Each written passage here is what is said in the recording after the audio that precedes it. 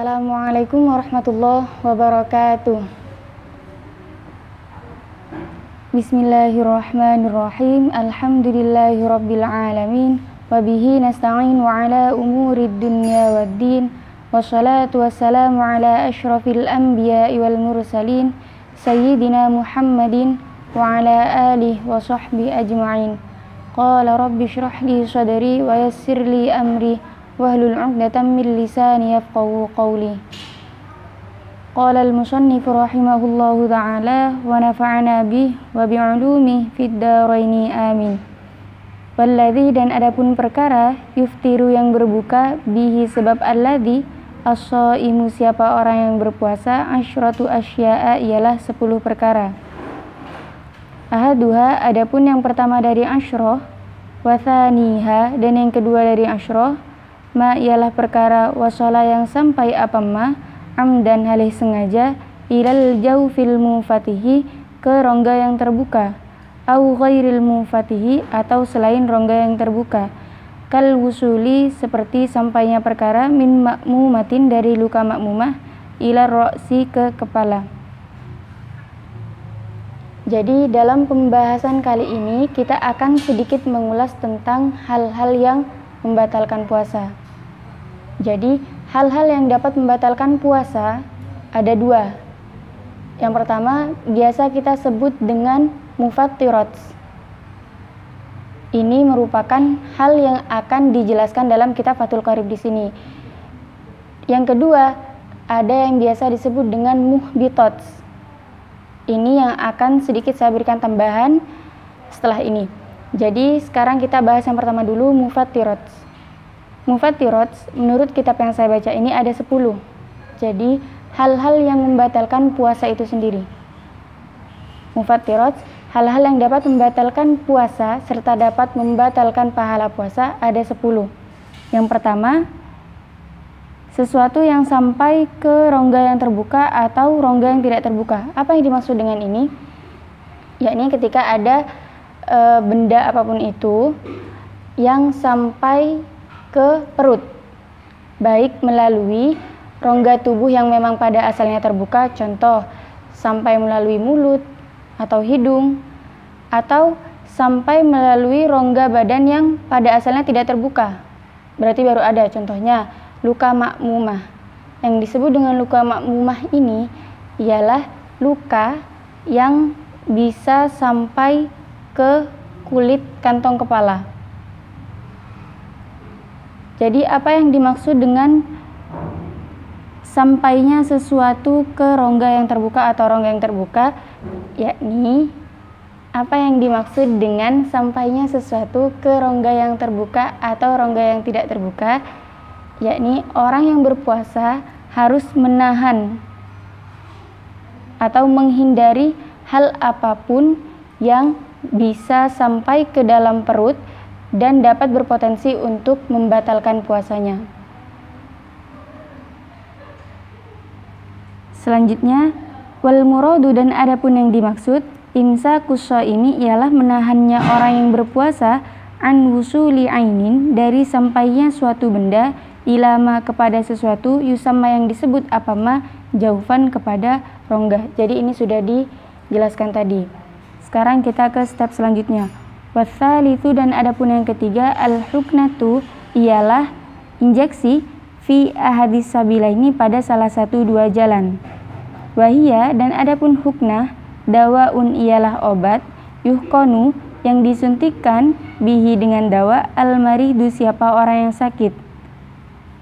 Fi kubulin, baik pada kubul au duburin atau dubur.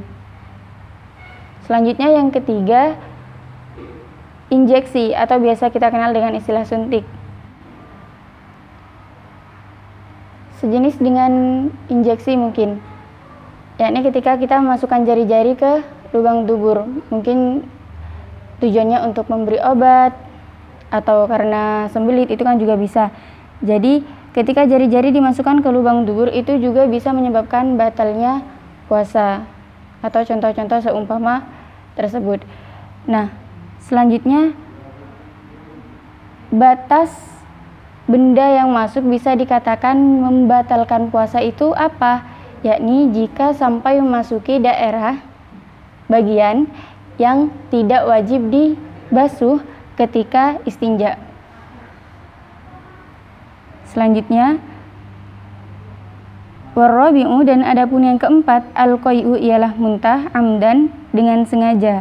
Fa illam yata'ammad, oleh karena itu jika tidak sengaja siapa shaim, lam yabtul, maka tak batal saumuhu apa puasa shaim, kama sebagaimana keterangan sabako yang telah lalu apama. Wal khamisu, dan adapun yang kelima, al-wat'u ialah wati amdan dengan sengaja fil farji, ke dalam farji.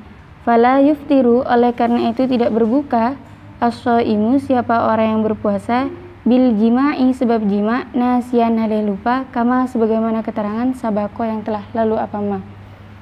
Selanjutnya, hal yang membatalkan nomor 5, wati atau jima atau bersetubuh atau bersenggama dengan sengaja. Yang batal siapa? Pihak laki-laki atau perempuan? Sama-sama batal. Jadi sekalipun tanpa inzal atau tanpa keluar mani, tetap batal puasanya. Wasadisu, dan adapun yang keenam, al-inzalu ialah inzal. Wahuwa, dan adapun inzal, khurujul mani ialah keluar mani an mubasyaratin, dikarenakan mubasyarah, bila jima'in, tanpa jima'. Muharraman ialah diharamkan karena ada apa inzal, ka ikhrajihi seperti mengeluarkan mani biadihi dengan tangan shaim, au ghairu muharramin, atau ialah tidak diharamkan, ka ikhrajihi seperti mengeluarkan mani biadi zaujatihi dengan tangan istri shaim, au jariyatihi atau budak shaim. Jadi hal yang membatalkan puasa nomor 6 yakni inzal, atau istilah gampangnya istimna.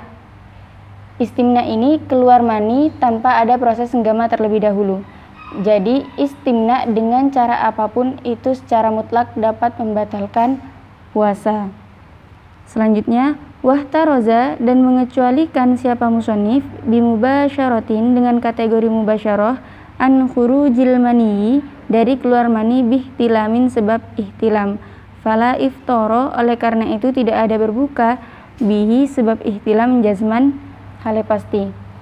Kalau misalnya keluar mani karena ihtilam, itu nggak apa-apa dan tidak membatalkan puasa.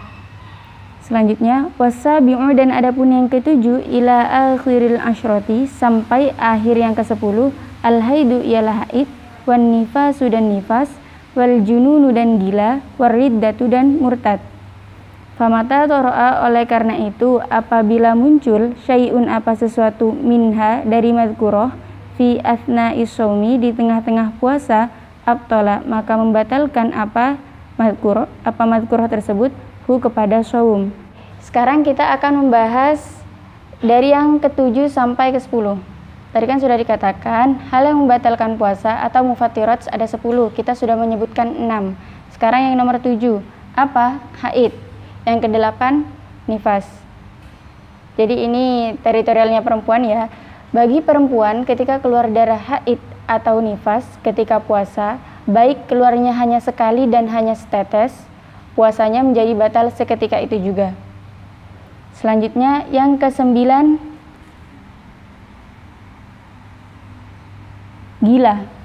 Jadi jika seseorang itu tiba-tiba gila misalnya di tengah-tengah puasa, maka puasanya batal seketika itu juga. Selanjutnya yang terakhir, jadi murtad. Jika seseorang murtad maka puasanya batal seketika itu juga. Lantas kasusnya bagaimana jika tidur seharian atau mabuk atau ayan? Nah, untuk kategori mabuk dan ayan, kalau misalnya sempat sadar walaupun hanya sebentar, puasanya tetap sah. Kalau misalnya tidur seharian, ini sebenarnya pendapat ulama masih ikhtilaf, akan tetapi kebanyakan dari mereka memperbolehkan. Jadi walaupun tidur seharian, puasanya tetap sah.